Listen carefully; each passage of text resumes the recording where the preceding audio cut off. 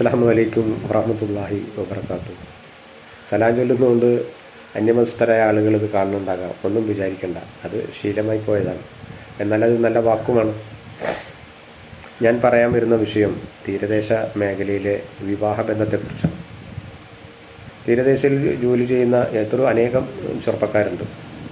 അവർക്ക് മത്സ്യ മേഖലയിൽ തന്നെയാണ് അവരെല്ലാവരും ജോലി ചെയ്യുന്നത്. അതേപോലെ മത്സ്യമേഖലയിൽ ജോലി ചെയ്യുന്ന പെൺകുട്ടികളുടെ പിതാക്കന്മാരോട് പെണ്ണ് ചോദിച്ചാൽ, എനിക്ക് നിങ്ങളുടെ മകളെ വിവാഹം ചെയ്തു തരുമോ എന്ന് ചോദിച്ചാൽ അവിടുന്ന് കിട്ടുന്ന മറുപടി, മത്സ്യത്തൊഴിലാളിയായ ആളുകൾക്ക് ഞങ്ങൾ എൻ്റെ മോളെ കൊടുക്കുന്നില്ല. സുഹൃത്തെ, അത് എന്ത് സിസ്റ്റമാണത്?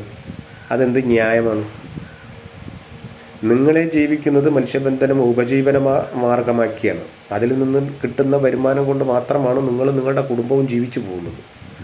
അതേപോലെ ജോലി ചെയ്യുന്ന മറ്റൊരു ചെറുപ്പക്കാരൻ, അവൻ്റെ കുടുംബം നിങ്ങളുടെ കുടുംബത്തിലോ വന്നിട്ട് നിങ്ങളുടെ മകളെ പെണ്ണാലോചിച്ചാൽ നിങ്ങൾ പറയുന്ന വർത്തമാനം ഇങ്ങനെയാണെങ്കിൽ ഈ സിസ്റ്റം തെറ്റാണ് സുഹൃത്തെ.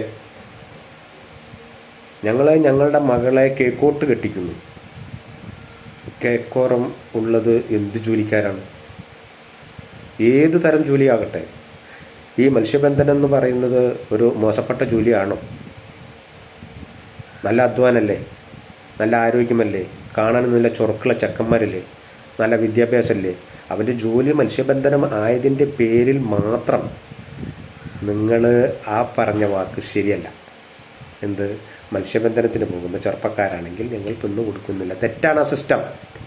നിങ്ങൾ മാറി ചിന്തിക്കേണ്ട കാലം ദൂരമല്ല, വളരെ അടുത്താണ്. നിങ്ങൾ ചിന്തിക്കേണ്ട കാലം അതിക്രമിച്ചു എന്നേ എനിക്ക് ഈ അവസരം പറയാനുള്ളൂ. നിങ്ങൾക്ക് പറ്റുമെങ്കിൽ ഈ വീഡിയോ ഒന്ന് ഫോളോ ചെയ്യുക. യൂട്യൂബിലൂടെയാണ്